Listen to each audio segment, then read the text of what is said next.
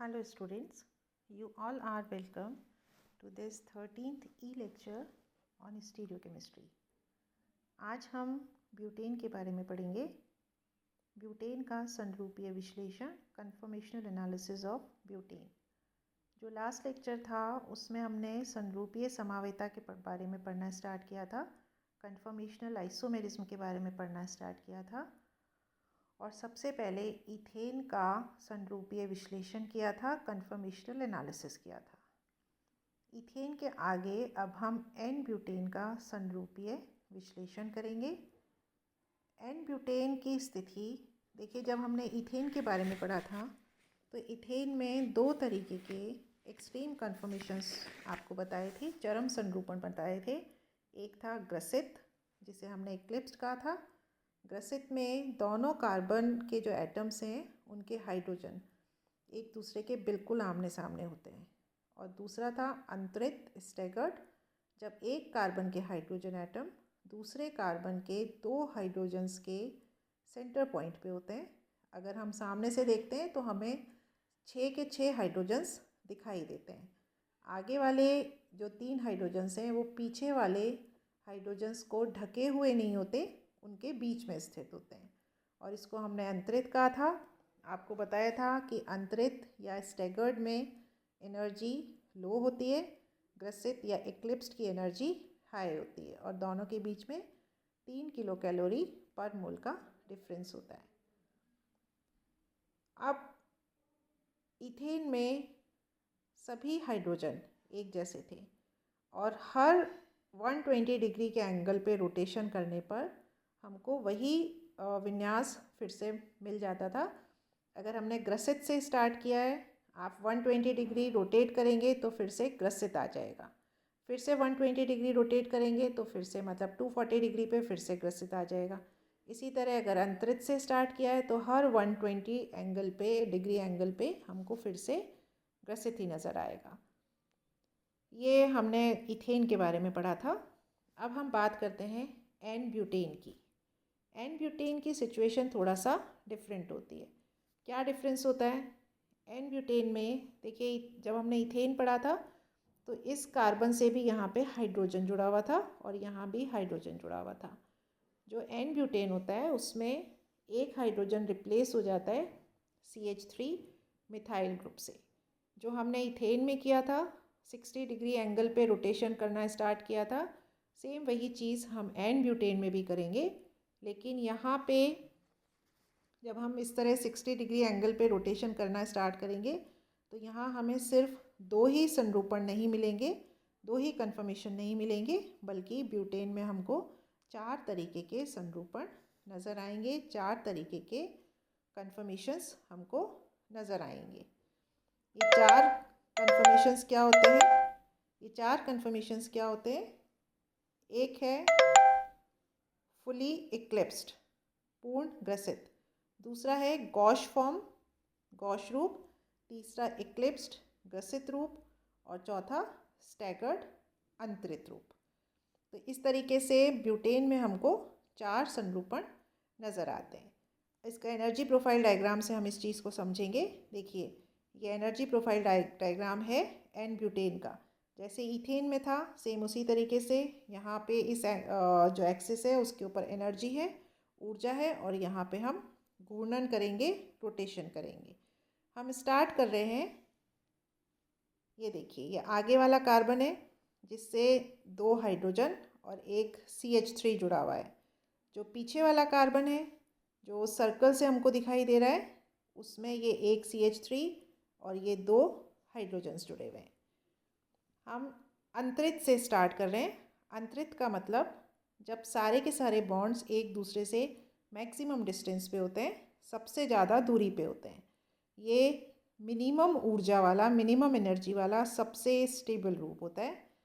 इसमें दोनों methyl group, देखिए मिथाइल ग्रुप बड़े ग्रुप हैं, हाइड्रोजन के कंपैरिजन में बड़े हैं, इसलिए इन दोनों के बीच में प्रतिकर्षण भी ज़्यादा होता है, रिपल्शन बहुत ज़्यादा होता है। ये एक दूसरे से मैक्सिमम दूरी पे हैं, 180 डिग्री एंगल पे।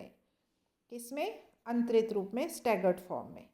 तो यहाँ एक कार्बन का मिथाइल दूसरे कार्बन के दोनों हाइड्रोजन एटम्स के बीच में। ये देखिए, जो आगे वाले कार्बन का मिथाइल ग्रुप है ये पीछे वाले कार्बन के दोनों हाइड्रोजन्स के बीच में है। जो पीछे वाला मिथाइल ग्रुप है वो आगे वाले दोनों हाइड्रोजन्स के बीच में है, इसलिए प्रतिकर्षण न्यूनतम है, यहाँ पे रिपल्शन मिनिमम है और इसलिए इसकी एनर्जी भी मिनिमम है।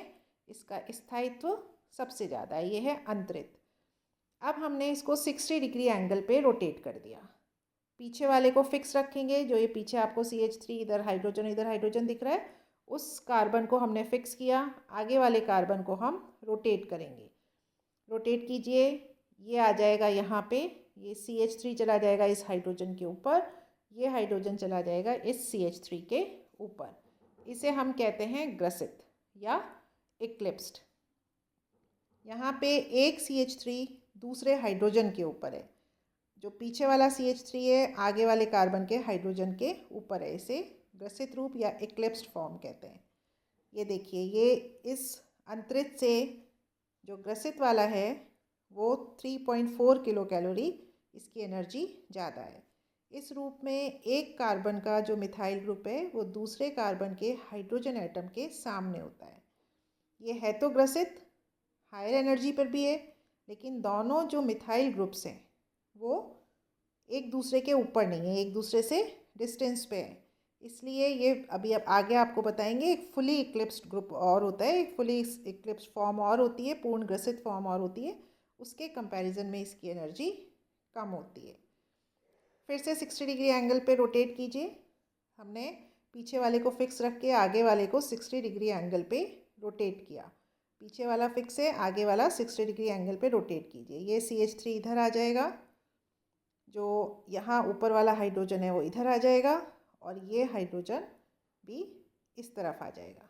इसको हम कहते हैं गॉश फॉर्म। इसमें एक कार्बन का मिथाइल दूसरे कार्बन के हाइड्रोजन और मिथाइल के बीच में है। ये देखिए, इस वाले कार्बन का मिथाइल दूसरे के हाइड्रोजन और मिथाइल के बीच में, और पीछे वाले का जो मिथाइल है वो आगे वाले कार्बन के मिथाइल और हाइड्रोजन के बीच में। इसको हम कहते हैं गॉश। ये भी एक तरीके का अंतरित कन्फर्मेशन ही है, अंतरित संरूपण ही है, लेकिन दोनों मिथाइल ग्रुप्स के बीच में डिस्टेंस कम है। यहाँ देखिए, इस मिथाइल और इस मिथाइल के बीच में डिस्टेंस कम है। जो पूरा अंतरित था इसमें CH3 और CH3 के बीच में मैक्सिमम डिस्टेंस था। ये भी गॉश भी अंतरित है, लेकिन इसकी एनर्जी 0.8 किलो कैलोरी ज़्यादा है, क्योंकि यहाँ दोनों मिथाइल के बीच में डिस्टेंस कम है। फिर से 60 डिग्री एंगल पे रोटेट कीजिए। जब हमने फिर इसको 60 डिग्री एंगल पे रोटेट किया तो आगे वाला CH3 पीछे वाले CH3 के बिल्कुल ऊपर आ गया। ये देखिए, ये हाइड्रोजन इस हाइड्रोजन के ऊपर आ जाएगा और ये वाला हाइड्रोजन इसके ऊपर आ जाएगा। इसे हम कहते हैं पूर्ण ग्रसित, फुली इक्लिप्स्ड। इसमें दोनों कार्बन एटम्स के मिथाइल ग्रुप बिल्कुल आमने सामने होते हैं, इसलिए इनके बीच में प्रतिकर्षण रिपल्शन मैक्सिमम होता है। जब रिपल्शन मैक्सिमम होगा तो उसका एनर्जी हाईएस्ट होगी, और एनर्जी हाईएस्ट का मतलब स्थायित्व, स्टेबिलिटी मिनिमम। ये देखिए, ये इससे भी 4.4 से 6.1 किलो कैलोरी इसकी एनर्जी ज़्यादा है। पूर्ण ग्रसित की एनर्जी हाईएस्ट है। फिर से 60 डिग्री एंगल पे घुमाइए, गॉश आ जाएगा फिर से, और इसी तरह से ये रूप आगे चलते रहेंगे। तो इस तरह जो एन ब्यूटेन है वो 4 तरीके के संरूपण में हमको मिलता है, पूर्ण ग्रसित, गॉश, ग्रसित और अंतरित। ये है एन ब्यूटेन। ये इसका एनर्जी प्रोफाइल डायग्राम है। इस एनर्जी प्रोफाइल डायग्राम से आप इसको अच्छे से समझा सकते हैं। नेक्स्ट जो हमारा लेक्चर होगा उसमें हम साइक्लोहेक्सेन के संरूपण के बारे में आपको बताएंगे। Thank you.